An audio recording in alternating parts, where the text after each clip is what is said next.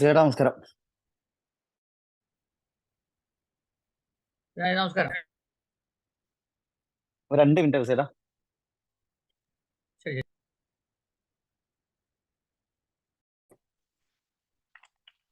അപ്പൊ എല്ലാവർക്കും നമസ്കാരം. ഒരു 10 മിനിറ്റ് ലേറ്റായി. അത് അപ്രതീക്ഷിതമായ കാരണങ്ങളാൽ സംഭവിച്ചാണ്. പരിപാടിയിൽ തടസ്സം നേരിട്ടതിൽ ഖേദിക്കുന്നു. അത് മറ്റേ ദൂരദർശൻകാർ പണ്ട് പഠിപ്പിച്ചതാ. അത് പറയാൻ വേണ്ടിയിട്ട്. കേൾക്കണില്ല എല്ലാരും? നിങ്ങൾ കേൾക്കുന്നുണ്ട് നിങ്ങൾ. ഓക്കെ. അപ്പൊ എല്ലാവർക്കും നമസ്കാരം. നമ്മള് ദേവി മഹാത്മ്യം നമ്മ വ്യാഴാഴ്ചത്തെ ക്ലാസ് മുടങ്ങരുത് എന്നുള്ളതുകൊണ്ടാണ് ഇന്ന് ക്ലാസ്സിൽ കയറിയത്. കാരണം അതൊരു മുടങ്ങുന്ന ശീലം വന്നാൽ അതൊരു ദുശ്ശീലമായി മാറും. അതുകൊണ്ട് അത് എന്തൊക്കെ വന്നാലും മുടങ്ങാതെ എടുക്കുക. കാരണം എന്താ വെച്ചാൽ ഈ വ്യാഴാഴ്ചക്ക് കാത്തിരിക്കുന്ന ഒരുപാട് പേരുണ്ട്. ഇന്ന് കഴിഞ്ഞ ദിവസം മനസ്സിലായി. അതുകൊണ്ട് അവരെ വിഷമിപ്പിക്കാൻ പാടില്ലല്ലോ എന്നുള്ള നിലയ്ക്കാണ് നമ്മൾ ഇന്ന് മുടങ്ങാതെ എടുക്കുന്നത്. നല്ല യാത്രേന്റെ തിരക്കിലിറക്കിയാണ്. അപ്പൊ നമ്മള് കഥ ഇതുവരെ എന്നുള്ള പങ്ക്തിയിൽ നമ്മളിപ്പോ പറയണത് എന്താണെന്ന് വെച്ചാല്, കഥ ഇതുവരെയുള്ള മുഴുവൻ പറയാൻ പറ്റില്ല. കാരണം ഇതുവരെയുള്ള കഥ മുഴുവൻ പറഞ്ഞാൽ ഇന്നത്തെ ക്ലാസ് തീർന്നു പോകും. പിന്നെ നമുക്ക് ഇന്നത്തെ ക്ലാസ് എടുക്കാൻ സമയം ഉണ്ടാവില്ല. അതുകൊണ്ട് ചുരുക്കി പറയാം. ഇപ്പൊ സുരതൻ സമാധി സുമേധസ്. അപ്പൊ ദേവി മഹാത്മ്യം നമ്മൾക്ക് 2 രീതിയിൽ, ഒന്ന് കഥ പറഞ്ഞു പോവാം, അതിന്റെ കൂടെ തത്വം പറഞ്ഞു പോവാം. ഞാൻ ഈ കഥ പറയുന്ന സമയത്ത് അതിന്റെ തത്വം കൂടി എന്നെ ഗ്രഹിക്കണം. കാരണം കഥ നമുക്ക് ലോകത്ത് പല സ്ഥലത്തും കിട്ടാനുണ്ട്. ഒരുപാട് വ്യാഖ്യാനങ്ങൾ പലരും എഴുതിയിട്ടുണ്ട്, അതിൽ നിന്ന് കിട്ടും. പക്ഷെ നമുക്കിതിന്റെ തത്വം, അതിന്റെ രഹസ്യഭാവം, അല്ലെങ്കിൽ എന്താണ് അതുകൊണ്ട് ഉദ്ദേശിച്ചത് എന്നുള്ളത് വളരെ നമുക്ക് മാത്രം ചർച്ച ചെയ്യാൻ പറ്റുന്ന, അതായത് നമ്മൾ ചിന്തിച്ചെടുക്കേണ്ട ഒരു സാധനമാണ്. ഋഷിമാര് അതീവ എന്താ പറയുക, രഹസ്യമായ കാര്യങ്ങളെ ഇതുപോലെ പരസ്യമായി സൂക്ഷിച്ചിട്ടുണ്ട്. എവിടെയാണ് സൂക്ഷിച്ചത്? പുരാണങ്ങളിൽ പരസ്യമായി സൂക്ഷിച്ചിട്ടുണ്ട്. അപ്പൊ ആ പരസ്യമായ വസ്തുവിൽ നിന്ന് രഹസ്യമായതിനെ നമ്മൾ വേർതിരിച്ചെടുക്കണം എന്നുള്ളതാണ്. അപ്പൊ പരസ്യം രഹസ്യം എന്ന് പറയുന്ന 2. ഒന്ന് പരസ്യം എന്ന് പറഞ്ഞാൽ പരയെ കുറിച്ചുള്ളതാണ്. അതായത് പര എല്ലാ സ്ഥലത്തും ഉണ്ടെങ്കിൽ പോലും ആ പരയെ അറിയണമെങ്കിൽ നമ്മൾക്ക് ശ്രദ്ധ വേണം. അപ്പൊ പരയുടെ പ്രകടനമാണ് ഈ കാണുന്ന മുഴുവൻ. പരയാണ് പ്രപഞ്ചമായി മാറിയത്. ഈ കാണുന്ന മുഴുവൻ പരയാണ്. പക്ഷെ ഇതില് നമുക്ക് ആ പരേനെ കാണാൻ പറ്റുന്നില്ല. പരിണമിച്ചാണ് നമ്മൾ. അതുകൊണ്ടാണ് പരസ്യമാണിത്. പക്ഷെ പരസ്യം എന്നുള്ള പേര്, ഈ വാക്കൊക്കെ ഉണ്ടായതിന്റെ പിന്നിൽ ഭയങ്കര രസകരമായ കുറെ കാര്യങ്ങളുണ്ട്. അപ്പൊ അതില് രഹസ്യം അല്ലെ, പരസ്യവും രഹസ്യവും തമ്മിൽ എന്താ വ്യത്യാസം? ഒന്ന് പരസ്യമാണ്. ഈ പര, അതുപോലെ തന്നെ ക്രമം, പരാക്രമം എന്നുള്ള വാക്കുകളൊക്കെ തന്ത്രത്തിൽ നിന്ന് ഉത്ഭവിച്ച വാക്കുകളാണ്. കാരണം നമ്മൾ കേട്ട അർത്ഥമായിരിക്കില്ല അതിനുണ്ടാവുക. അപ്പൊ പരാക്രമം എന്ന് പറയുന്ന ഒരു പദ്ധതി ഉണ്ട് തന്ത്രത്തില്. അത് പൂജയാണ്. പര അപര പരാൽപര എന്ന് പറയുന്ന തൃത്വങ്ങളുണ്ട്. ഒന്ന് പരയാണ്, 2 അപരയാണ്, പിന്നെ പരാൽപര. പര എന്ന് പറഞ്ഞാല് ആ ശക്തി മാത്രം, അതാണ് ശക്തി. അപര എന്ന് പറഞ്ഞാൽ ഞാൻ, അതും വേറെ വേറെയാണ് എന്ന് നമ്മൾ ചിന്തിക്കുന്നതാണ്. പരാൽപര എന്ന് പറഞ്ഞാൽ ഇതിന്റെ രണ്ടും കൂടി ഇങ്ങനെ മാറി മാറി വരുന്നതാണ് പരാൽപര എന്ന് പറയുക. അപ്പൊ ആ പരയെ പൂജിക്കുന്നതിനെ പരാപൂജ എന്ന് പറയും. ആ പരാപൂജയ്ക്ക് ഒരു ക്രമമുണ്ട്. അതിനെ പരാക്രമം എന്നാണ് പറയാ. പക്ഷെ നമ്മളിപ്പോ അയാളൊരു പരാക്രമിയാ എന്ന് പറഞ്ഞാൽ എന്താ മനസ്സിലാക്കുക? കച്ചറയാണെന്നല്ലേ മനസ്സിലാക്കുക പരാക്രമി എന്നൊക്കെ കേട്ടാല്, അല്ലേ? അപ്പൊ പരാക്രമി എന്ന് പറഞ്ഞാല് കച്ചറ നല്ല അർത്ഥമുള്ളത്. പരാക്രമിയാണ്, അയാള് പരാക്രമം ചെയ്യുന്ന ആളാണ്. പരാക്രമം എന്ന് പറഞ്ഞാല് എല്ലാ ക്രമവും അവസാനിക്കുന്നിടത്തിലാണ് പരാക്രമം. അതായത് അയാൾ സാധാരണ മനുഷ്യനല്ല എന്നുള്ളതാണ്. നമ്മൾ അതിനെ പരാക്രമത്തിനെ നെഗറ്റീവായിട്ട് എടുക്കുന്നത്. ഈ പല വാക്കിനെ നമ്മൾ നെഗറ്റീവായിട്ട് നല്ല വാക്ക് നമ്മൾ പലതിനെയും നെഗറ്റീവായിട്ട് എടുക്കാറുണ്ട് അല്ലേ? അപ്പൊ അത് തന്ത്രത്തിന്റെ ഭാഷ പഠിക്കുമ്പോൾ നമ്മൾ വൃത്തികെട്ടവൻ എന്ന് പറയും. ഈ വൃത്തികെട്ടവൻ എന്ന് പറയുമ്പോൾ അറിയാ, അയ്യോ അയാളൊരു വൃത്തികെട്ടവനാട്ടോ എന്ന് പറയില്ലേ? ശരിക്കും വൃത്തികെട്ടവൻ എന്ന് തന്ത്രത്തിൽ പറയണമെങ്കിൽ ഒരുപാട് എന്താ പറയാ, ക്വാളിറ്റിയിൽ ഒരാളെ പറയാ. വൃത്തി, യോഗ ചിത്ത വൃത്തി നിരോധ. എല്ലാ ചിത്തവൃത്തികളും ഉപേക്ഷിച്ച ആള്, ചിത്തവൃത്തികൾ ഒടുങ്ങിയ ആളാണ് ആര്? വൃത്തി കെട്ടവൻ എന്നാണ്. ആ വൃത്തിയൊക്കെ അയാളെ ഉള്ളിൽ നിന്ന് പോയിട്ടുണ്ട്. എല്ലാ സ്കെയിലും പോയിട്ടുണ്ട്. വൃത്തികെട്ടവനാവണമെങ്കിലൊക്കെ എത്ര പുണ്യം ചെയ്യണമെന്നറിയോ? വൃത്തികെട്ടവനാവാൻ തന്നെ നമ്മൾ ഒരുപാട് കാലം ശ്രമിക്കണം. പക്ഷെ ഇപ്പോഴത്തെ കാലത്ത് വൃത്തികെട്ടവനാവാൻ ഒരു പണിയില്ല. എന്തെങ്കിലും 2 ദിവസം ബസ് സ്റ്റോപ്പിൽ പോയിട്ട് ആൾക്കാരെ വായിൽ നോക്കിന്നാല് ആൾക്കാർ പറയും അവനൊരു വൃത്തികെട്ടവനാണ്. ഇന്നിപ്പോ വൃത്തികെട്ടവനാ എളുപ്പാ. പണ്ട് വൃത്തികെട്ടവനാവാൻ അത്ര എളുപ്പമൊന്നുമല്ല. നല്ല പണിയുണ്ട്. കാരണം യോഗ കംപ്ലീറ്റ് ചിത്തവൃത്തികളൊക്കെ പഠിക്കണം, എന്നിട്ട് അതൊക്കെ നിരോധിക്കണം. അങ്ങനെ ധാരാളം പണിയുണ്ട്. അപ്പൊ വാക്കുകളൊക്കെ ഉണ്ടായത് അങ്ങനെയാണ്. അപ്പം ആ ഒരു രഹസ്യം എന്ന് പറഞ്ഞാല് ഇതൊരു പാറ്റേൺ സിക്കിംഗ് ആണോന്ന് എനിക്ക് അറിയില്ല കേട്ടോ. എങ്ങനെയുണ്ട്? എന്ന് പറയുന്നത് നമ്മളെ സ്വാധിഷ്ഠാനത്തിന്റെ അല്ല സോറി, മണിപൂരകത്തിന്റെ ശബ്ദമായിട്ടും ഹ എന്നുള്ളത് നമ്മള് വിശുദ്ധിന്റെ അവിടെ ഹാരോട് കൂടി അഹങ്കാരം ഇല്ലാതാവുക, ഹ ഞാൻ ഇല്ലാതാവുക. ഈ 3 തത്വങ്ങളാണ്. കുറച്ചും കൂടി മുന്നോട്ട് പോകുമ്പോൾ ജലത്തിലേക്കും പൃഥ്വിയിലേക്കും വരുമ്പോഴാണ് അത് പ്രകടമാകുന്നത്. പ്രകടമാവാത്തതാണ് രഹസ്യം. അതുകൊണ്ടാണ് രഹസ്യം എന്ന പേര് വന്നത്. അങ്ങനെ പല പല വാക്കുകളും അങ്ങനെ ഉണ്ടായിട്ടുണ്ട് നമുക്കറിയാം. നമ്മൾ ലഹരി എന്ന് പറയാറുണ്ട്. എന്താണ് ലഹരി എന്ന് പറഞ്ഞാല്? ലഹരി എന്ന് പറയും, ലഹരിയാണത് എന്ന് പറയും. ലഹരി എന്ന് പറഞ്ഞാൽ വലിയ വാക്കാ. ല എന്ന് പറഞ്ഞാല് മൂലാധാരാണ്, ഹ എന്ന് പറഞ്ഞാല് വിശുദ്ധിയാണ്. അതായത് പൃഥിവി മുതൽ ആകാശം വരെയുള്ള 5 തത്വങ്ങൾ തീർന്ന് 5 തത്വങ്ങൾ, ഞാൻ ശരീരമാണ് എന്ന 5 തത്വങ്ങളിലൂടെയാണ് എന്റെ ശരീരം പ്രകടമാകുന്നത്. ഈ 5 തത്വങ്ങൾ ഹരിക്കുന്നത് അല്ലെ, ല മുതൽ ഹ വരെയുള്ളത് അതിനെ രിയാണ്, അതിനെ ഇല്ലാണ്ടാക്കുന്നത്. എന്റെ ഉള്ളിൽ നിന്ന് ഞാനെന്ന ബോധം ഇല്ലാതാക്കുന്നതാണ് ലഹരി. അതുകൊണ്ട് കഞ്ചാവിനെ ലഹരി എന്ന് പറയുന്നതിൽ തെറ്റൊന്നുമില്ല. കാരണം കഞ്ചാവ് അടിച്ചു കഴിഞ്ഞാൽ പിന്നെ ഞാനെന്ന ബോധം ഉണ്ടാവില്ലല്ലോ. അപ്പം ആ തരത്തിൽ ഞാനെന്ന ബോധത്തെ നമ്മളെ ഉള്ളിൽ നിന്ന് ഉണ്ടാക്കുന്നതിനൊക്കെ ലഹരി എന്നാ പറയാം. പക്ഷേ കഞ്ചാവും മദ്യമൊക്കെ എന്തും ചെയ്യുന്നുണ്ട്? ഞാനെന്ന ബോധത്തെ ഇല്ലാണ്ടാക്കുന്നുണ്ട്, ഞാനെന്ന ശരീരത്തെ ഇല്ലാണ്ടാക്കുന്നുണ്ട്. അപ്പൊ ഞാനെന്ന ബോധത്തെ മാത്രം ഇല്ലാണ്ടാക്കിയത് ഞാനെന്ന ശരീരത്തെ ഇല്ലാതാക്കണ്ട. അതുകൊണ്ട് സൗന്ദര്യ ലഹരി എന്ന് പറയും അല്ലേ? സൗന്ദര്യ ലഹരി എന്ന് പറഞ്ഞാല് ഈ മറ്റേ ലഹരി ഈ വിമുക്ത സംഘടനയിൽ നമ്മള് പിന്നെ ചേരേണ്ട കാര്യമൊന്നുമില്ല. ലഹരി വിരുദ്ധ റാലികളൊക്കെ ഉണ്ടാവലുണ്ട്. അപ്പൊ ലഹരി വിരുദ്ധ റാലി എന്ന് പറഞ്ഞാല് അതൊക്കെ ഉദ്ദേശിക്കുന്നത് ഈ തരത്തില് മദ്യത്തിനോടും മയക്കുമരുന്നിനോട് കഞ്ചാവിനോടൊക്കെ ഉണ്ടാവുന്ന ലഹരിയാണ്. അപ്പൊ നമ്മൾ അതിനങ്ങനെ ഉപയോഗിക്കുന്നത് മാത്രമേ ഉള്ളൂ. അപ്പൊ ഞാനത് ഒരു സാന്ദർഭികമായി പറഞ്ഞു എന്നുള്ളൂ. അപ്പം ഇവിടെ നമ്മള് ദേവി മഹാത്മ്യത്തില് നമ്മൾ ഇത്രയും നേരം പറഞ്ഞു കൊണ്ടുവന്ന വിഷയങ്ങള് രഹസ്യം എന്താണെന്നുള്ളത്. ആ രഹസ്യം വേറെ ആരും പറയാത്തതുകൊണ്ടാണ് നമ്മൾ രഹസ്യം പറയുന്നത്. രഹസ്യം നമുക്ക് കൂടുതൽ ആ രീതിയിൽ പറഞ്ഞു പോകാം. അപ്പൊ കഴിഞ്ഞ ദിവസം 10 ശ്ലോകങ്ങളാണ് എടുത്തിട്ടുള്ളത്. 10 ശ്ലോകത്തിന്റെ ഒരു ചുരുക്കം ഞാനിവിടെ പറയാം. നമ്മൾ പറഞ്ഞത് 2 കഥാപാത്രങ്ങളിലാണ് നമ്മളിപ്പോ കുടിയും കിടക്കുന്നത്. അല്ല, ഒരു കഥാപാത്രത്തിനെ നമ്മൾ ചർച്ച ചെയ്തിട്ടുള്ളൂ. രണ്ടാമത്തെ കഥാപാത്രം ഇന്ന് വരേണ്ടതായിരുന്നു. ഇന്ന് വരുമോ എന്ന് എനിക്കറിയില്ല അയാളെ. അപ്പൊ നമുക്ക് നോക്കാം. എന്തായാലും ഒന്നാമത്തെ ആള് സുരഥനാണ്. അപ്പൊ നമ്മളെല്ലാവരും സുരഥനാണോ എന്ന് പരിശോധിക്കുകയാണ് വേണ്ടത്. ആരാണ് സുരഥൻ? അനവധി പ്രാവശ്യം പറഞ്ഞിട്ടുണ്ട്, പക്ഷെ ഇനിയും പറഞ്ഞാൽ അത് തീരില്ല. കാരണം സുരഥനെ 8ാമത്തെ മന്വന്തരാധിപനാക്കാൻ സഹായിച്ച ടെക്സ്റ്റാണ് ദേവി മഹാത്മ്യം. ദേവിയുടെ അപാരമായ കൃപ കൊണ്ടാണ് സുരഥൻ 8ാമത്തെ മനുവിന്റെ അധിപനായി മാറുന്നത്. അപ്പൊ ഇയാൾക്ക് എന്തുകൊണ്ടാണ് സുരഥൻ ഞാൻ പറഞ്ഞു, ഇന്ദ്രിയങ്ങളെ ശരിയായ രീതിയിൽ ഉപയോഗിക്കുന്നവനാണ്. ഇയാള് സമസ്ത ക്ഷിതിമണ്ഡലത്തിന്റെയും അധിപനായിരുന്നു. ശരിയായ രീതിയിൽ ഇന്ദ്രിയങ്ങളെ ഉപയോഗിക്കുന്ന സമയത്ത്, ഇന്ദ്രിയങ്ങള് എന്റെ കൺട്രോളിൽ വരുന്ന സമയത്ത് ഞാൻ എല്ലാ ലോകത്തിന്റെ അധിപനാണ്. ലോകം, ആ ലോക ഏത്? ഇത് ലോക ശരീരമാണ്. ഇന്ദ്രിയങ്ങളിൽ ഞാൻ പറയുന്നത് പോലെ കേൾക്കുമ്പം, ഞാൻ പറയുന്നത് എന്റെ കണ്ണ് കാണുക, ഞാൻ പറയുന്നത് എന്റെ ചെവി കേൾക്കുക, എന്റെ ശ്രദ്ധ അല്ലെ, ഞാൻ നിശ്ചയിക്കുന്നിടത്തിലേക്ക്, എന്റെ ബുദ്ധി, എന്റെ മനസ്സ് പറയുന്ന സ്ഥലത്തേക്ക് ഇന്ദ്രിയങ്ങൾ പോകുന്നതിനെയാണ് നമ്മൾ എന്റെ സ്വാതന്ത്ര്യം എന്ന് പറയാം. നേരെ മറിച്ച് ഇപ്പൊ നമ്മളെ മനസ്സിനെയും ബുദ്ധിനെയും തീരുമാനിക്കുന്നത് ഇന്ദ്രിയങ്ങളാ. നിങ്ങൾ എന്തെങ്കിലും കാണുമ്പോഴാണ് നിങ്ങളുടെ ഉള്ളിൽ ചിന്ത ഉണ്ടാവുന്നത്, കേൾക്കുമ്പോഴാണ് ചിന്ത ഉണ്ടാവുന്നത് അല്ലേ? ഇയാള് വെറുതെ ഭയങ്കര ഹൈപ്പിട് കേട്ടോ, വലിയ വിവരമൊന്നുമില്ല, എന്നാലും സൂമിലൊക്കെ ഇങ്ങനെ ദേവി മഹാത്മ്യം ഇങ്ങനെ അറിയാന്നുള്ള ഭാവത്തിൽ ക്ലാസ് ഒക്കെ എടുക്കുന്നുണ്ട് എന്ന് നിങ്ങൾ വേറൊരാളോട് പറയുന്നത് ഞാൻ രഹസ്യമായി കേട്ടപ്പോഴാണല്ലോ എനിക്ക് ഭയങ്കര വിഷമം ഉണ്ടായത്. അപ്പൊ കേട്ട സമയത്തിന്റെ ഉള്ളിൽ ഭയങ്കര വിഷമം ഉണ്ടായിട്ടുണ്ട്. അത് ആ സത്യത്തിൽ ആ കേൾവി, എന്റെ ഇന്ദ്രിയത്തിലൂടെ കേൾക്കുന്ന വസ്തുക്കൾ എന്റെ ഉള്ളിൽ ഉണ്ടാക്കുന്ന ചിന്ത. നിങ്ങൾ എന്ത് പറഞ്ഞാലും എന്റെ ഉള്ളിൽ എന്ത് ചിന്തയാണ് വരേണ്ടത് എന്ന് ഞാൻ തീരുമാനിച്ചിരുന്നെങ്കിൽ എനിക്ക് എന്ത് തോന്നിയാലും ആ പറഞ്ഞ ആളോട് എനിക്ക് ഭയങ്കര കൃപ തോന്നിയായിരുന്നു. ഓ പാവം, അയാൾക്ക് ഇതിനെ കുറിച്ച് അറിയാത്തതുകൊണ്ടാണ്. എന്റെ അവസ്ഥയെ കുറിച്ച് എനിക്ക് അറിയാലോ, ഞാൻ അത്യാവശ്യം ഇതൊക്കെ വായിക്കുന്നുണ്ട്, പഠിക്കുന്നുണ്ട് എന്നൊക്കെ എനിക്കറിയാലോ, അയാൾ അത് വിവരമില്ലാത്തതുകൊണ്ട് പറയല്ലേ, പാവം വിവരമില്ലാത്ത ആൾക്കാരോട് നമ്മൾ ക്ഷമിക്കുക വേണ്ടത് എന്ന് പറഞ്ഞ് ഞാൻ നിങ്ങളോട് ക്ഷമിക്കായിരുന്നു. നേരെ മറിച്ച് അത് ചിന്തിക്കാനുള്ള ശേഷി ഇല്ലാത്തതുകൊണ്ട് അയാൾ എന്നെ കുറിച്ച് അങ്ങനെ പറഞ്ഞോ, കഴിഞ്ഞ ആഴ്ച അയാൾ എന്നോട് 45 ഉറുപ്പിക ചോദിച്ചിട്ട് ഞാൻ 50 കൊടുത്തിട്ടുണ്ടല്ലോ, ബാക്കി 5 ഞാൻ വാങ്ങിയിട്ടില്ലല്ലോ, എന്നിട്ട് അയാൾ എന്നോട് അങ്ങനെ പറയാൻ കാരണം എന്താണെന്ന് ചോദിച്ച് ഞാൻ ആകെ അസ്വസ്ഥനായി. അങ്ങനെ നമ്മളുടെ സ്വസ്ഥതയെ താറുമാറാക്കുന്ന ഇൻഫർമേഷൻ ഈ 5 ഇന്ദ്രിയങ്ങളിലൂടെ കിട്ടുന്ന സമയത്ത് നമ്മളെ ഉള്ളില് പ്രശ്നങ്ങൾ ഉണ്ടാവുന്നത്, നമ്മളെ ഉള്ളിലെ ചിന്ത നെഗറ്റീവ് ആവുന്നതിനെയാണ് ഇവിടെ ഈ സുരഥന്റെ അവസ്ഥയെ കുറിച്ച് പറയുന്നത്.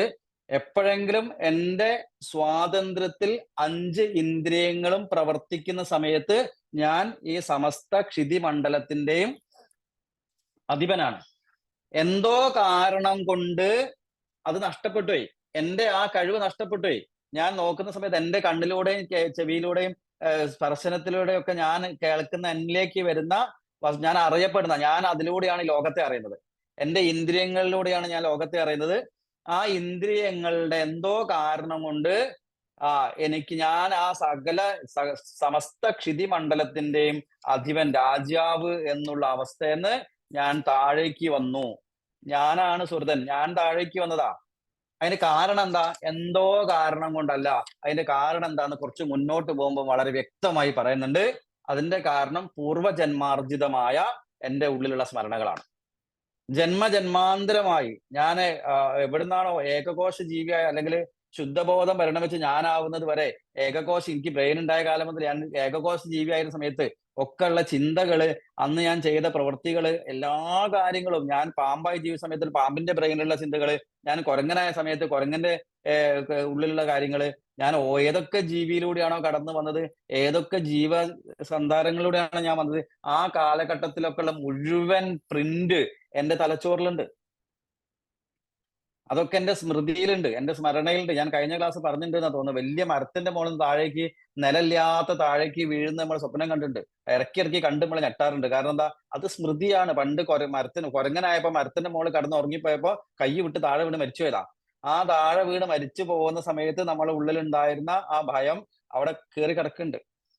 അത് ഇടയ്ക്ക് വരുന്ന സ്വപ്നമായിട്ട് നമ്മൾ കാണുന്ന ഒരു 60 മുതൽ 70% വരെ കാര്യങ്ങള് പൂർവ്വജന്മാർജിതമായി എവിടുന്നൊക്കെയോ നമ്മൾ ശേഖരിച്ചു വെച്ച കാര്യങ്ങള് ഇടയ്ക്ക് തട്ടി പുറത്തേക്ക് വരിക. അപ്പൊ ഇത് നിരന്തരം നമ്മുടെ ഉള്ളിലുണ്ട്. ആ തരത്തിലുള്ള കർമ്മഫലത്തിന്റെ ഭാഗമായിട്ടാണ് സമസ്ത ക്ഷിതി മണ്ഡലത്തിന്റെയും അധിപനായിരുന്ന ഞാൻ കേവലം ചെറിയൊരു രാജ്യത്തിന്റെ ഒരു പരാജയം ഉണ്ടായി. ആ പരാജയം ഉണ്ടായിട്ട് എനിക്കിതൊക്കെ നഷ്ടപ്പെട്ടത് എവിടെ നിന്നാണ് നഷ്ടപ്പെട്ടതെന്നൊക്കെ നമുക്ക് നോക്കാം.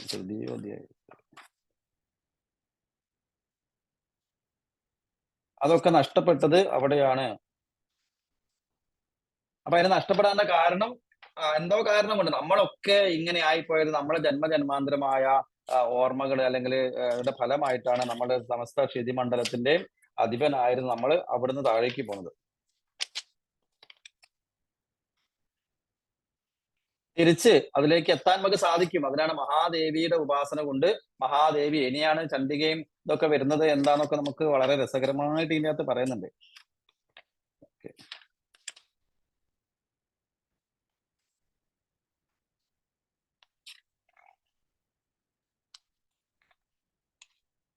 അസാവർണ സൂര്യതനയോമനു കഥ്യതേഷ്ടമാ നിശാമയ തതുത്പത്തി വിസ്താരദൽതോമമാം മഹാമായാനുഭാവേന, മഹാമായയുടെ അനുഭാവം കൊണ്ട്, ആനുകൂല്യം കൊണ്ട്, യഥാ മന്വന്തരാധിപ സഭോവ, അയാൾക്കുണ്ടായി മഹാഭാഗ സാവർണസനയോരവേ സരോജിഷ്ടേ പൂർവം ചൈത്രവംശ സമുദ്ഭവ സുരഥോ നാമ രാജാഭൂത് സമസ്തേ ക്ഷിതി മണ്ഡലേ തസ്യ പാലയത സമ്യക് പ്രജാ പുത്രാനി വൗരസാൻ ബഭൂവു, ഉണ്ടായി ശത്രുവോ ഭൂപ കോലാവിധ്വംസനിസ്ത, കോലാവിധ്വംസി വിധ്വംസികൾ എന്ന് പറയുന്ന രാജാക്കൻ, ഒരു ചെറിയ ചില ആൾക്കാരാൽ, രാജാക്കന്മാരാൽ ഇയാൾ പരാജയപ്പെട്ടു. അവിടെ രണ്ടർത്ഥമുണ്ട്.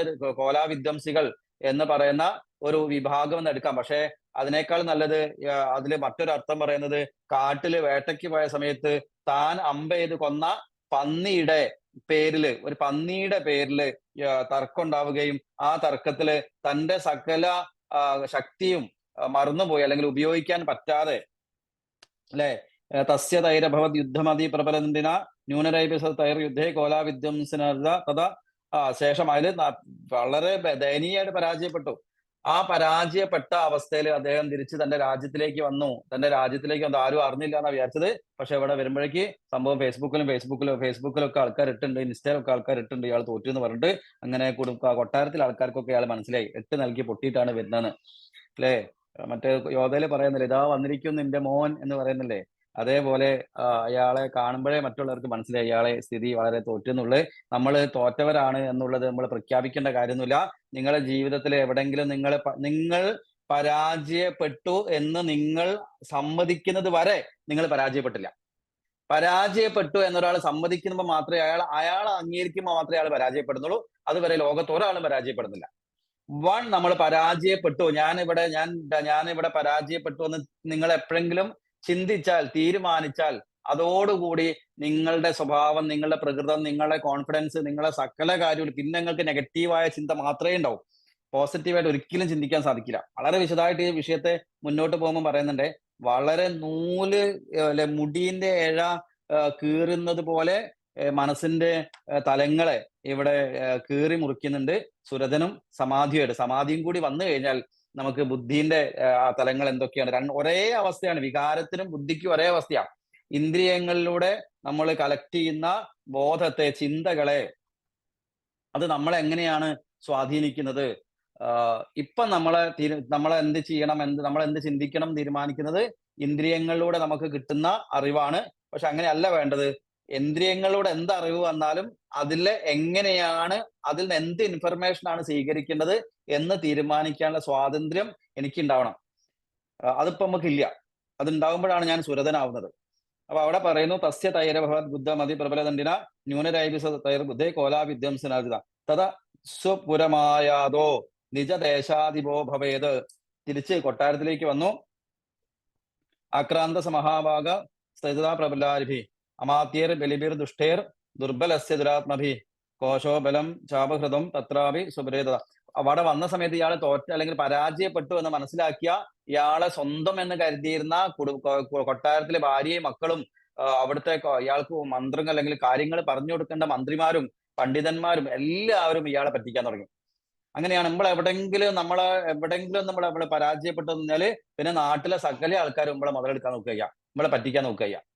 പിന്നെ നിരന്തരം നമ്മളെ ആൾക്കാർ അല്ലേ, നമ്മൾ അത്യാവശ്യം പ്രബലനായിരിക്കുന്ന സമയത്ത് മാത്രമേ 10 ആൾക്കാർ നമ്മളെ കൂടെ നമ്മളെ കുറിച്ച് നല്ല പറയാനൊക്കെ ഉണ്ടാവും. എന്തെങ്കിലും ഒരു പരാജയപ്പെട്ട അല്ലെങ്കിൽ ഒരു വിഷയം വന്നാൽ എല്ലാവരും കുറ്റപ്പെടുത്താൻ തുടങ്ങും. ഒരാൾ നമ്മളെ കൂടെ ഉണ്ടാവില്ല. അത് മാത്രമല്ല, ഇതൊരു സമ്മേളനം പോലെയാ വരിക. ഒരു പ്രശ്നം ജീവിതത്തിൽ ഉണ്ടാകാൻ തുടങ്ങിയാൽ പിന്നെ അങ്ങോട്ട് പ്രശ്നമായിരിക്കും. അങ്ങനെ പ്രശ്നം വരിവരിയായിട്ടല്ല, കൂട്ടമായിട്ടാണ് പ്രശ്നങ്ങൾ വരിക.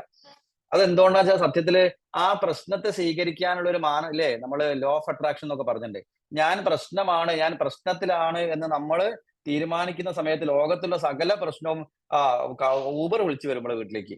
അതെന്താ വെച്ചാൽ നമ്മളെ മനസ്സിൽ അങ്ങനെ ഒരു ചിന്ത ഉള്ളതുകൊണ്ടാണ്. ഞാൻ നേരെ മറിച്ച് വിജയിച്ച ആളാണെന്ന് ചിന്തിക്കുകയാണെങ്കിൽ വിജയിക്കേണ്ട കാര്യങ്ങളാണ് നമ്മളെ വീട്ടിലേക്ക് തിരിച്ചു വരിക, നമ്മളെ അടുത്തേക്ക് വരിക എന്ന് പറയാം. അപ്പൊ അങ്ങനെ എല്ലാവരും ഇയാളെ പരാജയപ്പെടുത്താൻ നമ്മൾ ഇയാളെ പറ്റിക്കാൻ തുടങ്ങി. നോക്കൂ, നിങ്ങൾ എപ്പോഴെങ്കിലും പരാജയപ്പെട്ടു തോന്നിയാൽ അപ്പം മുതൽ നാട്ടുകാരൊക്കെ നിങ്ങളെ പറ്റിക്കാൻ തുടങ്ങും. അത് മനുഷ്യന്റെ ഒരു സ്വഭാവമാണ്. അങ്ങനെ ഇയാള് ഇനി ആൾക്കാരെ മുഖത്ത് വെക്കാൻ പറ്റാണ്ടായി. ഇവ 2 ഓപ്ഷനുകളിൽ ഒന്നുകിൽ ആത്മഹത്യ ചെയ്യാം, അല്ലെങ്കിൽ നാട് വിട്ടുപോകാം. രണ്ടും ഒരേപോലെ തന്നെയാണ്. അങ്ങനെ ഇയാള് പക്ഷെ രാജാവായതുകൊണ്ട് എന്താണെന്നറിയില്ല, മൂപ്പര് നാട് വിട്ട് പോകാനാണ് തീരുമാനിച്ചത്, ആത്മഹത്യ ചെയ്യാനല്ല. ഇത് നമ്മളെ അവസ്ഥയാണ്. നമ്മള് പബ്ലിക്കിൽ നിന്നും ഉള്ളിലേക്ക് വലിയുക, ഇൻട്രോവേർട്ട് ആവുക, നമ്മൾ ആൾക്കാരെ ഫേസ് ചെയ്യാൻ നമുക്ക് മടി വരിക, മറ്റുള്ളവർ സംസാരിക്കാൻ മടി വരിക, അങ്ങനെ ഫുള്ള് നമ്മളെ ഒതുങ്ങുക, നമ്മളിലേക്ക് തന്നെ വരിക. നമ്മൾ എല്ലാ ആക്ടിവിറ്റി ഒഴിവാക്കി ശക്തമായ ഡിപ്രഷനിലേക്ക് ഒരാള് പോകുന്നതാണ് ഇവിടെ നമ്മൾ കാണുന്നത്. സുരഥൻ എന്ന ഞാൻ ഈ പരാജയമൊക്കെ വന്നു വിജയിച്ചിരുന്ന ഞാൻ പരാജയത്തിന്റെ ടേസ്റ്റ് അറിഞ്ഞപ്പം ഞാൻ എന്തിനാ പരാജയപ്പെട്ട്, നിസ്സാരമായ ഒരു പന്നീന്റെ പേരില്, ഒരു പന്നീനെ കൊന്നതിന്റെ പേരില്. കഴിഞ്ഞ ഒരു മാസം നിങ്ങൾ ഉണ്ടാക്കിയ പ്രശ്നങ്ങൾ എടുത്തു നോക്കൂ. നിസ്സാരമായ കാര്യത്തിന്റെ പേരിൽ ഞങ്ങൾ പ്രശ്നം ഉണ്ടാക്കിയത്. സാമ്പാറിൽ ഉപ്പ് കുറഞ്ഞു പോയതിന് വീട്ടിൽ പ്രശ്നം ഉണ്ടായി. അങ്ങനെ എന്ത് ഉപ്പതിനകത്ത് വാരിട്ടേന്ന് വെച്ചിട്ടുണ്ടെങ്കിൽ വേണേ അങ്ങനെയാണ് നിങ്ങൾ ഉണ്ടായി കഴിച്ചോളി എന്ന് ഭാര്യ പറഞ്ഞ്, അങ്ങനെ ഇവര് പിന്നെ അയാൾ ഒരാഴ്ചത്തേക്ക് ഞാൻ അവിടുന്ന് ഭക്ഷണം കഴിക്കുന്നില്ല എന്ന് പറഞ്ഞ് ആകെ കൂടി പ്രശ്നം. എന്തിന്റെ അടിസ്ഥാനത്തില്? സാമ്പാറിൽ ഉപ്പ് ലേശം കുറഞ്ഞു അതിന്റെ പേരിൽ. അങ്ങനെ എന്തൊക്കെ കാര്യത്തിന്റെ പേരിൽ നമ്മളെ വീട്ടിൽ പ്രശ്നം ഉണ്ടായിരുന്നു നോട്ട് ബുക്കിൽ എഴുതി വെച്ച് നോക്കിയാൽ 2 ദിവസം കഴിഞ്ഞ് വായിച്ചു നോക്കുമ്പോൾ നമുക്ക് മനസ്സിലാവും എന്ത് പ്രശ്നത്തിന്റെ പേരിൽ, എന്തൊക്കെ കാര്യത്തിന്റെ പേരിലാണ് നമ്മൾ പ്രശ്നം ഉണ്ടായിക്കൊണ്ടിരിക്കുന്നത്. വളരെ അല്ലേ, ലോകത്ത് വളരെ അതീവ ബുദ്ധിമാൻ എന്നൊക്കെ അറിയപ്പെടുന്ന മനുഷ്യൻ, വളരെ ചിന്തിക്കാൻ ശേഷിയുണ്ടെന്ന് പറയുന്ന മനുഷ്യൻ പ്രശ്നം ഉണ്ടാക്കുന്നത്, സ്ട്രെസ് ഉണ്ടാവുന്ന നിസ്സാരമായി, പിന്നീട് നമുക്ക് ആലോചിച്ച് നോക്കുമ്പോൾ വളരെ നിസ്സാരമായി തോന്നുന്ന കാര്യങ്ങൾക്ക് വേണ്ടിയിട്ടാണ്. കാരണം എന്റെ ഉള്ളിൽ ഞാൻ വളരെ ചെറുതാവുമ്പോഴാണ്. അങ്ങനെ തഥാ മൃഗയ വ്യാജേന ഹൃതശ്യാമ്യാസ ഭൂപതി ഏകാഗി ഹയമാരൂഹ്യ ജഗാമാ ഗഹനം. ഏകാഗി, അയാൾ ഞാൻ ഒറ്റപ്പെട്ടു എന്ന് നമുക്ക് തോന്നും. ഞാൻ ഒറ്റയ്ക്കാണ്, ഒരാൾക്കും എന്നെ സഹായിക്കാൻ പറ്റില്ല, ഒരാളും എന്റെ കൂടെ ഇല്ല എന്ന് തോന്നുന്നത്, ഏകാഗിയാണ്. നിങ്ങൾ ജനസമാജത്തില്, സമൂഹത്തിന്റെ മധ്യത്തില് ഒറ്റപ്പെട്ടു പോകും. ചുറ്റിലും ആളുണ്ടാവും, പക്ഷെ നമ്മൾ ഒറ്റപ്പെട്ട ഫീലും ഒക്കെ ഉണ്ടാവും എന്നാണ് പറയാ. അവിടെയാണ് ഈ പരാജയം മുഴുവൻ. ഇത് ഓരോ മനുഷ്യനും കടന്നു പോകുന്ന അവസ്ഥയതെന്ന്. നമ്മൾ നിരന്തരം കടന്നു പോകുന്ന ഒരു അവസ്ഥയാണ്. അതുകൊണ്ടാണ് ഇത് നമ്മളെ കുറിച്ചുള്ള കഥയാണ്, എന്നെ കുറിച്ചുള്ള കഥയാണ്, നിങ്ങളെ കുറിച്ചുള്ള കഥയാണ്.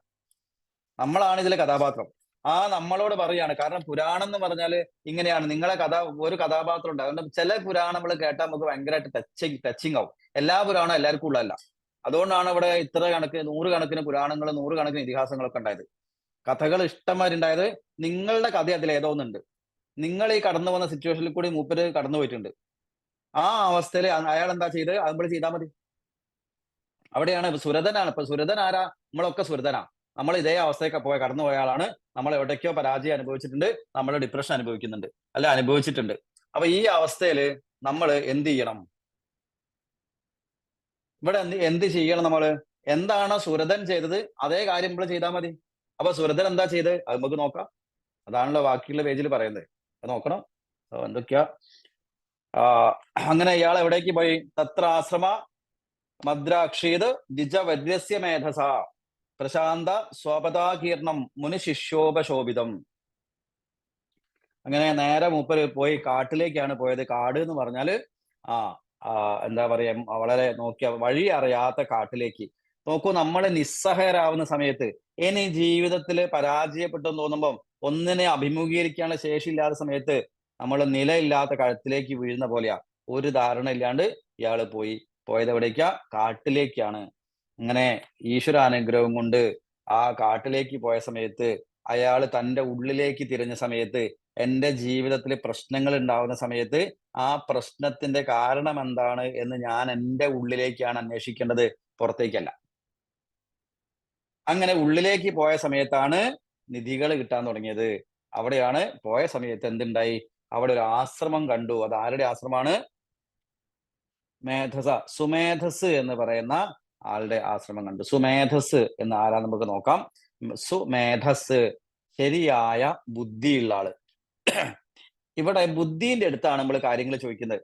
നമ്മളെ ജീവിതത്തിൽ ഞാൻ പരാജയം ഉണ്ടായപ്പം നമ്മൾ എല്ലാ പരിപാടിയും മാറ്റിവെച്ച് നമ്മളെ ബുദ്ധിയുടെ അടുത്തേക്ക് പോയി, ബുദ്ധിപരമായി നമ്മൾ എന്തുകൊണ്ടാണ് ഇങ്ങനെയൊക്കെ വരാൻ കാരണം, അതിനെക്കുറിച്ച് വളരെ ഡീറ്റെയിൽ ആയിട്ടുള്ള ഒരു ചർച്ച, വളരെ ഡീറ്റെയിൽ ആയിട്ടുള്ള ഒരു അന്വേഷണം, ഒരു വിശകലനം ആണ്. സത്യത്തിൽ ഇതൊരു ടൈപ്പ് ഓഫ് കൗൺസിലിംഗ് ആണ്. അപ്പൊ നമ്മളെ സഹായിക്കാൻ വേണ്ടി ചിലപ്പം വേറൊരാള് ഹെൽപ്പ് കിട്ടുമില്ലെങ്കിൽ നമ്മളെ ബുദ്ധി തന്നെ നമ്മളെ സഹായിക്കും. ജീവിതത്തിൽ ഈ അവസ്ഥയിൽ കൂടി കടന്നു പോകുന്ന ആൾക്കാർ എങ്ങനെയാണ് ചെയ്യേണ്ടത് എന്നാണ് നമുക്ക് പറയുന്നത്. അങ്ങനെ പോയ സമയത്ത് പ്രശാന്ത സ്വപതാകീർണം മുനി ശിഷ്യോപശം, വളരെ പ്രശാന്തമായ ഒരു സ്ഥലത്താണ് എത്തിയത്. ആശ്രമം എന്ന് പറയുമ്പോൾ നമ്മൾ പ്രതീക്ഷിക്കുന്നത് അങ്ങനെയാണ്. ഇന്നത്തെ ആശ്രമത്തിൽ പോയാൽ എന്തൊക്കെയാ, പല ആശ്രമം ഉണ്ട് കേട്ടോ, ശാന്തിയുള്ള ഒരുപാട് ആശ്രമങ്ങളൊക്കെ ഉണ്ട്. പക്ഷെ പലപ്പോഴും നോക്കൂ, എവിടെയാണോ ശാന്തി ഉള്ളത് അതൊക്കെ ആശ്രമമാണ്. അല്ലാണ്ട് ആശ്രമത്തിൽ ശാന്തി ഉണ്ടാവുന്നതിന് അർത്ഥമില്ല. ശാന്തി ഉള്ള സ്ഥലമൊക്കെ ആശ്രമമായിട്ട് അങ്ങനെ പരിഗണിക്കുക നമ്മൾ കുറച്ചുകൂടി നല്ലത്, അല്ലേ? തതോ കംജിസ് കാലം ച മുനിനാ തേന സംസ്കൃത ഇതശ്ചേത വിചാര. അങ്ങനെ ആശ്രമത്തിൽ എത്തിയ സമയത്ത് ആരെ കണ്ടു? സുമേധസിനെ കണ്ടു. സുമേധസ് അവിടെ ഫുൾ തിരക്കിലാണ്. അപ്പൊ സുമേധസ് പറഞ്ഞൊരു കാര്യം ചെയ്യേ, നീ ഇവിടെയൊക്കെ ഒന്ന് നടക്ക്, ഇതിലൊക്കെ ഒന്ന് നടന്ന്, ഞാനിപ്പോ വരാം, എനിക്ക് രാവിലെ കുറച്ച് പരിപാടിയൊക്കെ ഉണ്ട്, നീ ഇതിലൊക്കെ ഒന്ന് നടക്ക്, എന്നിട്ട് നമുക്ക് കുറച്ച് സമയം കഴിഞ്ഞിട്ട് കാണാം എന്ന് പറഞ്ഞ സമയത്ത് ഇദ്ദേഹം അവിടെ ആശ്രമ അന്തരീക്ഷത്തില് നടക്കാൻ തുടങ്ങി. ആ ആശ്രമം എങ്ങനെയാന്ന് വെച്ചാല്, ആശ്രമം വളരെ പ്രശാന്തമാണ്. ഈ ശങ്കരാചാര്യര് യാത്ര ചെയ്യുന്ന സമയത്ത് ഏതോ ഒരു സ്ഥലത്ത് ഇദ്ദേഹം കീരിയും പാമ്പും തമ്മിൽ സൗഹൃദത്തിൽ ഇരിക്കുന്നത് കണ്ട സമയത്ത് അവിടെ ആശ്രമം ഉണ്ടാക്കി എന്നാ പറയുന്നത്. കാരണം എന്താ വെച്ചാൽ ആശ്രമത്തിൽ അങ്ങനെ ജന്മനാ ശത്രുക്കളായ ജീവികൾക്ക് പോലും പരസ്പരം സ്നേഹം ഉണ്ടാവണമെങ്കിൽ ആ സ്ഥലത്തിന് വളരെ ശ്രേഷ്ഠമായ സ്ഥലമാണ്. അവിടെ അതുപോലെ തന്നെ ബുദ്ധൻ നടന്നു വരുന്ന സമയത്ത് അദ്ദേഹത്തിന്റെ ഒരു ഓറ മണ്ഡലത്തിൽ, അദ്ദേഹത്തിന്റെ ഒരു പ്രഭാവമുള്ള സ്ഥലങ്ങളിൽ ഉള്ള ആൾക്കാർക്ക് ജന്മവൈരിത്യം അറിഞ്ഞ് അവർ സ്നേഹത്തിലാവാറുണ്ടായിരുന്നു എന്നാണ് പറയാ. അതെന്തോ അവിടുത്തെ ഒരു അന്തരീക്ഷം അതാണ്. അങ്ങനെ ആ അന്തരീക്ഷത്തിലൊക്കെ നടക്കാൻ വേണ്ടി പോവുകയാണ്. ഇത് ഒരു മനസ്സ് എടുക്കുന്ന ഒരു എന്താ പറയാ, ഒരു സമയം എടുക്കുകയാണ്. നമ്മളെ പ്രശ്നങ്ങൾ ഉണ്ടാകുന്ന സമയത്ത്, നിങ്ങൾക്ക് ശക്തമായ പ്രശ്നങ്ങൾ ഉണ്ടാകുമ്പോൾ നിങ്ങൾ ആ സമയത്ത് നിങ്ങൾ ഒരു ആക്ഷൻ എടുക്കരുത്. ഒന്ന് റെസ്റ്റ് എടുക്കണം, കുറച്ച് നമ്മൾ അതിനെപ്പറ്റി ചിന്തിക്കണം, നമ്മളൊരു സ്പേസ് കൊടുക്കണം അതിന്. കുറച്ച് ദിവസം കൂടെ എല്ലാം നിർത്തിച്ചൊന്ന് നിരീക്ഷിക്കാം എന്നുള്ളതാണ്. അങ്ങനെ നിരീക്ഷിക്കാൻ വിടുകയാണ്. സുമേധസ് ആരെ വിടുത്ത് നോക്കുന്നു? സുരഥനെ സമാധിയിലേക്ക് നമ്മൾ വന്നിട്ടില്ല. അപ്പൊ സുരഥൻ നമ്മളൊക്കെ അങ്ങനെ ഇടയ്ക്ക് സുരഥന് പകരം സമാധി എന്ന് പറഞ്ഞിട്ടുണ്ടാവും, സാറില്ല പറഞ്ഞിട്ടുണ്ടെങ്കിൽ ഞാൻ പറഞ്ഞു നോക്കാം. സുരഥൻ എന്ന് തിരുത്തി വായിക്കണം അപേക്ഷ. അപ്പൊ സുരഥൻ, രണ്ടാളും ഒരേ അച്ഛന്റെ മക്കളെ പോലെ തന്നെയാണ്. രണ്ട് സാധനം ഒരേ പ്രശ്നമായിട്ട് വരുന്ന രണ്ടാൾക്കാരാണ്. അത് നോക്കാം. ഇനിയിപ്പോ ഇവിടുന്നാണ് സുരഥൻ സമാധിനെ കാണാം. സമാധി എന്താണെന്ന് പറയാം. സമാധി നമുക്ക് ഇന്ന് എത്തുമെന്ന് അറിയില്ല കേട്ടോ. കാരണം ഇന്ന് നമുക്കൊരു 5-10 മിനിറ്റ് കൂടി സമയമല്ലോ. ഇത് കഴിഞ്ഞാൽ നമുക്ക് ഒന്ന് പറഞ്ഞു പോവാം. അങ്ങനെ ഇയാള് ചുറ്റും നടക്കാൻ വേണ്ടി പോയി. ആ നടക്കാൻ വേണ്ടി പോയ സമയത്തും അയാളെ ഉള്ളില് വരുന്ന ചിന്തകള് വളരെ നോക്കൂ, നമുക്കൊരു എപ്പോഴും വെറുതെ ഇരിക്കുന്ന സമയത്തൊക്കെ നമ്മളൊന്ന് ക്ഷീണിച്ചാൽ, നമ്മളെ ഉള്ളിലെ എനർജി ഒന്ന് കുറഞ്ഞാൽ, നമ്മളെ ബോധമണ്ഡലം താഴേക്ക് പോയാൽ നിങ്ങൾക്ക് എപ്പോൾ സമയം കിട്ടിയാലും നിങ്ങൾ നെഗറ്റീവായിട്ടേ ചിന്തിക്കും. വളരെ അപകടമായിട്ട് നമ്മൾ ചിന്തിക്കാന്നറിയാം. നമുക്ക് അങ്ങനെയാണ്. നമ്മൾ ഉയർന്ന ബോധാവസ്ഥയിൽ നമ്മൾ പോസിറ്റീവായിട്ട് ചിന്ത വരും. നമ്മൾ വിചാരിക്കും ചിന്തകളാണ് നമ്മളുടെ ബോധത്തെ നിയന്ത്രിക്കുന്നത്. അങ്ങനെയല്ല. നമ്മളെ ഉള്ളിൽ ആദ്യം ഉണ്ടാകുന്ന എനർജിയാണ്. ആ എനർജിയാണ് ഞാൻ എന്ത് ചിന്തിക്കണം എന്ന് തീരുമാനിക്കുന്നത്. നിങ്ങളുടെ ഉള്ളിൽ പോസിറ്റീവായിട്ട് എനർജി ഉണ്ടാകുമ്പോൾ നിങ്ങൾ സന്തോഷിക്കാനുള്ള ചിന്തകൾ കണ്ടെത്തി സന്തോഷിക്കും. ഇന്ന് എന്തുണ്ടോ നോക്കൂല്ലേ, ഇന്നലെ എന്തുണ്ടോ നോക്കൂല്ലേ, മെഞ്ഞാന്ന് എന്തുണ്ടോ നോക്കൂ. ഇതൊന്നും കിട്ടിയില്ലെങ്കിൽ കഴിഞ്ഞ കാലത്ത് ജീവിതത്തിലുണ്ടായ എല്ലാ നല്ല കാര്യങ്ങളും ഇങ്ങനെ ഓർമ്മിച്ച് നമ്മൾ സന്തോഷിക്കും. ഇനി നമ്മളെ ഉള്ളിലെ ഊർജം അല്ലെങ്കിൽ ബോധം താഴേക്ക് പോയാലോ, എന്താ വിഷമിക്കാനുള്ളത് നമ്മൾ ചിന്തിച്ച് കണ്ടുപിടിക്കും. അപ്പൊ ഈ ആഴ്ച എന്താണെന്ന് നോക്കും. ഈ ആഴ്ച വിഷമിക്കാനൊന്നുമില്ല. എന്നാ കഴിഞ്ഞ ആഴ്ച എന്താണ്ടോ നോക്കാം. കഴിഞ്ഞ ആഴ്ച വിഷമിക്കാനൊന്നുമില്ല. എന്നാ കഴിഞ്ഞ മാസം എന്താണ്ടോ നോക്കൂ. അതും ഇല്ലെങ്കിൽ 8ാം ക്ലാസ് പഠിക്കും എന്നാലും ടീച്ചർ എന്നോട് അങ്ങനെ ചെയ്തില്ലേ എന്ന് വെച്ചിട്ട് സങ്കടപ്പെട്ടാൽ എനിക്ക് സന്തോഷമായി. കാരണം 2 ദിവസത്തേക്കുള്ള വകുപ്പായി. അങ്ങനെ ജീവിതത്തിൽ സങ്കടപ്പെടാനുള്ള വസ്തുക്കളെ തെരഞ്ഞ് ആലോചിച്ച് കണ്ടുപിടിച്ച് സങ്കടപ്പെടുമ്പോൾ നമുക്ക് സന്തോഷമാവും അല്ലേ? അങ്ങനെ സങ്കടമായിരിക്കുന്ന സമയത്ത് കംഫർട്ട് എന്ന ആരോ നമ്മളെ ഉള്ളിലുണ്ട്. അതാരാ? നമ്മളെ ഉള്ളിലുള്ള ഊർജം താഴേക്ക് പോകുമ്പോഴാണ് ആ ഊർജത്തെയാണ് ശക്തി എന്ന് വിളിക്കുന്നത്. ആ ശക്തിയാണ് നമ്മളിവിടെ പറയപ്പെടുന്ന ദേവി ചാമുണ്ട അല്ലെങ്കിൽ ചണ്ഡിക എന്ന് പറയുന്നത്. ആ ചണ്ഡികയുടെ വരവോടുകൂടിയാണ് ആ ശക്തി വീണ്ടും നമ്മൾ പുനഃസ്ഥാപിക്കുന്നത്. അത് ശക്തി തന്നെയാണ്, നമ്മളെ ഉള്ളിൽ ഊർജം തന്നെയാണ്.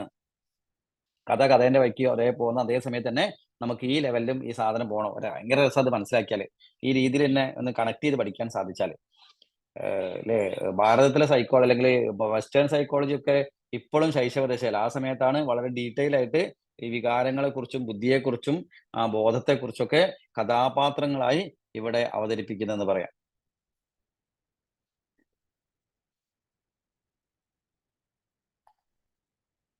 അങ്ങനെ അദ്ദേഹം ഈ നടക്കുന്ന സമയത്ത് അയാളെ ചിന്തയില് എപ്പൊ എന്റെ ഭാര്യ എന്ത് ചെയ്യായിരിക്കും, എന്റെ പൈസയൊക്കെ മക്കൾ ഇയാൾ കൊണ്ടുപോയിട്ടുണ്ടാവോ, അവരൊക്കെ എന്നെ കുറിച്ച് എന്ത് ചിന്തിക്കുന്നുണ്ടാവും.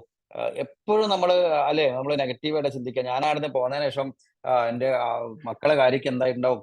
നമ്മളെപ്പോഴും ഒരു അറ്റാച്ച്ഡ് ആണ്. അല്ലെങ്കിൽ നമ്മളെ വലിയ ഒരു അറ്റാച്ച്മെന്റ് എൻറ്റാങ്കിൾമെന്റ് ദേവീന്റെ കയ്യിലെ 2 കാര്യങ്ങൾ, ഒരു പാശവും അങ്കുശവുമാണ്. അപ്പൊ നമുക്ക് ഉണ്ടാവുന്ന എല്ലാ തരത്തിലുള്ള ദുഃഖത്തിന്റെയും പ്രധാന കാരണം ഈ തരത്തിലുള്ള മമത്വബോധമാണ്.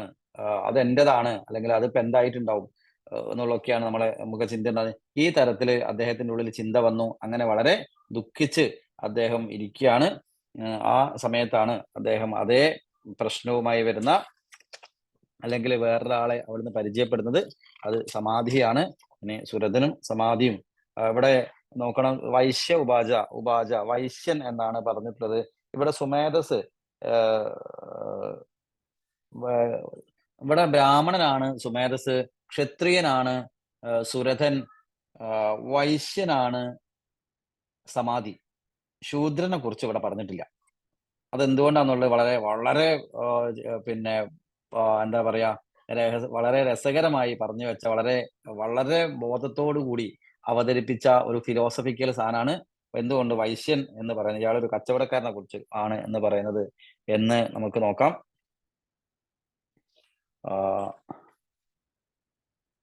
ഓക്കെ, ഇപ്പൊ അവിടെ സമയത്ത് ഉണ്ട്, ഞാൻ നോക്കാം.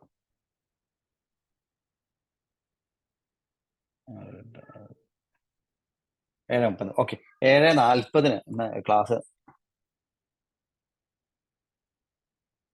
ആ 7:40 എനിക്കിന്ന് ഈ ക്ലാസ് നിർത്തുന്നുണ്ട്. 7:39 അതുകൊണ്ട് ഈ വ്യാഴാഴ്ച നിങ്ങൾ ക്ഷമിക്കുക. അടുത്ത വ്യാഴാഴ്ച നമ്മൾ കാരണം നമ്മൾ സമാധിയെ തൊട്ട് കഴിഞ്ഞാൽ നമ്മൾ ഡീറ്റെയിൽ ആയിട്ട് പറയണം. അപ്പൊ സമാധി ഒരു ദിവസത്തെ വിഷയമാണ്.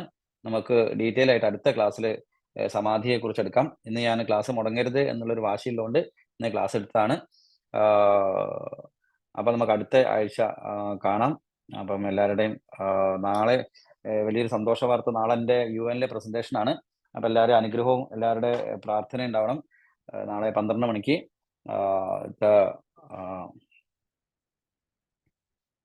ശക്തി എന്നുള്ളതാണ് എൻ്റെ വിഷയം. The divine femininity in India എന്നുള്ളൊരു സബ്ജക്റ്റാണ് നമ്മൾ അവതരിപ്പിക്കുന്നത്. അപ്പം ഭാരതത്തിലെ ദേവതാ സങ്കല്പം, ഭാരതത്തിലെ സ്ത്രീ എന്തായിരുന്നു, എന്തായിരുന്നു, എന്താവണം എന്നുള്ളതൊക്കെയാണ് നമ്മുടെ ചർച്ച. അപ്പൊ നമ്മളെ സംബന്ധിച്ച് നമ്മൾ എത്ര നാരിസ്തു പൂജന്തേ രമന്തേ തത്ര ദേവത എന്ന് പറഞ്ഞ ആൾക്കാരാണ്. അപ്പൊ അതുകൊണ്ട് ആ വിഷയത്തെ നമ്മളെങ്ങനെയാണ് കണ്ടത്, നമ്മളെ സംബന്ധിച്ച് ശക്തി തന്നെയാണ് സ്ത്രീ എന്നുള്ള വിഷയമാണ് അവതരിപ്പിക്കുന്നത്. അപ്പൊ അതിന്റെ തയ്യാറെടുപ്പുകളും കാര്യങ്ങളൊക്കെ നടന്നുകൊണ്ടിരിക്കുന്നു. ഇവിടുത്തെ നാളെ 12, ന്യൂയോർക്കിൽ നാളെ 12 മണിക്കാണ്.